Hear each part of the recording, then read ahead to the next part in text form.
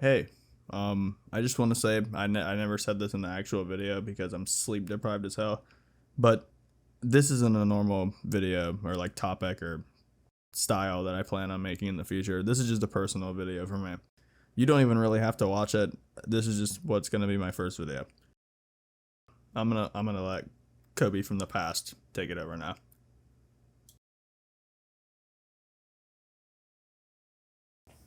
Oh, all right. Uh, hey, y'all don't know me yet. I got like 2 subscribers when I'm posting this. But I'm just gonna jump on into this so maybe y'all can get a feel of who I am. Ever since I was about 5, I was on the computer, just Googling around for random useless information or just playing older games because my computer was old as dirt and couldn't do anything new. But more prominently than either of those, I was watching stuff on YouTube. At the time, which was like 2007 or 8, I don't fully know because I was a clueless kid back then. But there were just so many videos of anything. There of cats doing literally anything. Just random like tech videos or car videos. The classic memes like Leroy Jenkins. Ready, guys? Let's do this, Leroy! And the Maya he got. God bless that dude. These videos, what we see now as relics of the internet, were what I and many others had grown up on. And the thought of people being entertained by you just cracking jokes and just being yourself was such a cool concept to me. On top of that, people could literally make a living off of it. Well, not really, because there weren't really like ads like how they are today. Nah, YouTube was weird, bro. Like, why was there this stupid ass system where you could rate a video out of 5 stars like it was an Amazon product? Could you imagine YouTubers peddling for 5 stars in their videos? But yeah, no. Seeing those personalities just like make careers out of essentially a hobby was just a complete dream to me. Then sometime later, I found YouTubers like DashEXP, Jacksepticeye, Markiplier, Berleezy, Corey Kenshin. The list just goes on and on.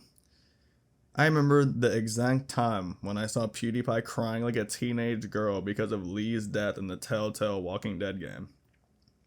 Berleezy with his Exposed series, Dashy with the Barney and Mortal Kombat skits, the other gaming YouTubers just being themselves, cracking their stupid ass jokes to whoever's watching them.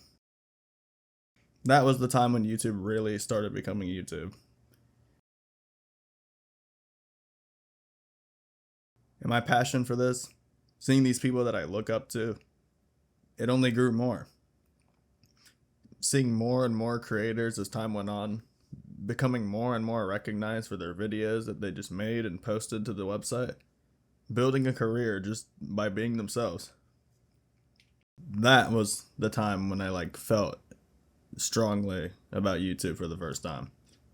But that was also around the age when I realized that my mother worked incredibly hard to take care of our family. My dumbass older brother had court dates so often for his GTA bullshit that he would pull that we would be stuck in this dusty ass courthouse dealing with it. Well, not me because I was a kid, but her. I'd be playing on my Game Boy Advance SP, and I kid you not, when I looked from Pokemon or whatever the hell else I was playing, I looked around to see all of these miserable people there just dealing with matters that honestly most of them don't have anything to do with. Well, 90% of them. Not the bouncing tweaker representing himself because he thinks the lawyers are members of the Illuminati. And I remember hearing the heavy ass courtroom doors slam shut. And I looked up to see my sweet, caring mother looking miserable and drained, dealing with something that she had nothing to do with. That's when I knew that doing bad things wasn't worth the time at all. But that's also when I decided my mother doesn't deserve to worry about anything in life. So that was just another motivation for me wanting to make it big doing something creative. So I began on my own path to actually take my own leap into posting YouTube videos. And they were complete dog shit. Seriously bad. But that wasn't what mattered. It was incredibly fun just creating something and posting it, having it be there as a timestamp of yourself and what you were doing. But when your videos aren't that good, on top of you being a literal child, most people don't want to watch that. Who would have thought that no one wanted to watch a squeaky voiced 80-pound 13-year-old playing GTA 5 on his living room TV that's being recorded by a camcorder on a tripod made out of boxes and anything else flat enough? And seeing that demotivated me. Especially as a kid, like, you're so used to instant gratification, and when you compare your stuff to others, you just get childishly frustrated. So I gave up on posting. And I considered it only as a dream that could only be achieved by certain people, not by people like me. That was another thing with me. I was never bullied in school, thank God.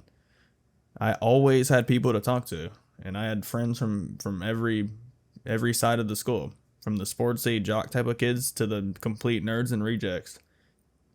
Nobody in school had a problem with me. But do you know who did?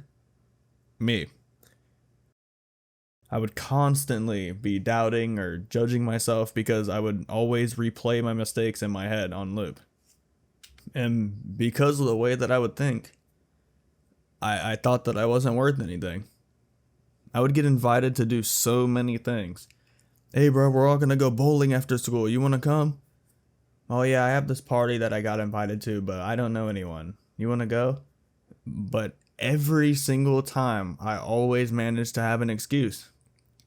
I would say that I didn't have time because of a project or test or something, or that I couldn't that day because my parents needed help with something. All bullshit. And it's simply because I felt that there was no way that these people could be for real, because they saw the bad things that I thought about myself. And then my friends would show that they'd be happier if I went, saying that they missed me or simply that I just should have went. And I disappointed them. My friends. The people who actually showed that they cared. And I squandered it. I pushed them away so I could just continue doing my same stupid bullshit. And after multiple no's, after countless excuses, they were still my friends. They didn't abandon me like I would do to them. Many of them also encouraging me to be a YouTuber. But because of me just constantly doubting myself, I just couldn't see it in any way that people would watch me or like what I produced. Even though I was told and literally shown the opposite every time. And even after all of that mental tomfuckery, I was motivated once again to do YouTube in 2018. And I had dozens of recordings. I still do. I have a lot of them. I still have the recording of my dude Rylan screaming and losing his mind while we were playing duos in Fortnite. And he threw his headphones and it sounded like it came out of a plane. The videos I recorded were funny, but I could never actually build up to posting it. Still giving into that negative feeling in my head that it'll never be good enough. That no matter how much time, no matter how much editing, no matter how funny you try to be, it will still be marked as a failure. And then, the big bad hit all of us. That vile bastard that was, and still is, COVID. My senior year of high school, I chose rather than just wearing a mask at school, I'll do it at home. Online schooling is much easier and less time consuming than real school, right? Yeah, fucking right. For some reason, at school, with a teacher, even through all the constant distraction from my friends and other random kids in the class around me, I could just learn so much easier. Either that or they try to make the online schoolwork match the time spent in actual physical school, making the worksheets and tests so painstakingly long to complete. And when it's on a huge article or essay on stuff that I don't give one singular shit about, on a gray screen for multiple hours of the day, that was just one more thing that just demotivated me. And hey, why not give in to that devil in your brain that tells you that your friends don't want to talk to you? Why bother? Why even try? I was an absolute coward, and I had folded under the pressure that I had put myself under. I had hundreds, motherfucker with your horn. I was an absolute coward, and I had folded under the pressure that I'd put myself under. I had hundreds of positive influences on a daily basis, but not a single one could actually reach me. They never will reach you if even you can't feel positive about the things that you do. I was stuck, and I had allowed myself to be stuck. I let my dreams and aspirations just wither away. All of that fire that I had built up had been overpowered by this storm of negativity and really, to be honest, imaginary bullshit. Those years, I felt hollow. I had nothing, whether that be physically, mentally, financially, spiritually. But even through all of that, even though I felt hollow, that fire never stopped burning inside. All I thought about was how I would eventually go back to YouTube, or how I'd do YouTube in the future. No matter how bad of a day I was having, that thought would still persist. My dream had been smothered by the cold torrent around it, but it never fully fizzled out. How could it when I felt it for years? When I've thought about it for years? My dream was unforgotten, just covered by the cancerous thoughts surrounding it. Well, in 2023 and 2024, I've been working on removing that negative outlook completely. I've always had a positive outlook, like especially when I'm with my friends and stuff and family, but it's when I'm alone and the thoughts always just go to the dark side instead of looking at the light at the end of the tunnel. I was not living how life is supposed to be lived. People are meant to be happy and enjoy this life. Whether that's with a group or by yourself, just doing the things that you love to do. I would love to say that I've finally, fully freed myself of these thoughts, but saying that for certain can only be done by achieving what I've dreamt of. I plan on making tons of content and posting it here on YouTube, and I have way more planned in the future. Because I have a lot of ideas inside this brain of mine, and it would be unfair for me to not share them with the website that I love so much, right? I hope that somehow, some way, you'll find my stupid rambling or just any other random post that I make entertaining enough to stick around. I truly appreciate it if you do. Thank you for even watching this video and just listening to what I had to say. Okay, well, I have been sitting here for way too long. Just to wrap things up, to any of you listening who are feeling doubts, whether that be from yourself or others, don't listen to those unfair judgments. Never stray from that vision of your better, stronger self. Never forget that version of yourself that when you imagine, you smile at the thought of. Use that want, that ambition, as forward momentum. I know you have it inside your heart too. If you've resonated with anything that I've said in this video, you have that fire too. You may not know it or feel it yet, but you'll find it in time, in your own unique way. No one's life is the same as yours.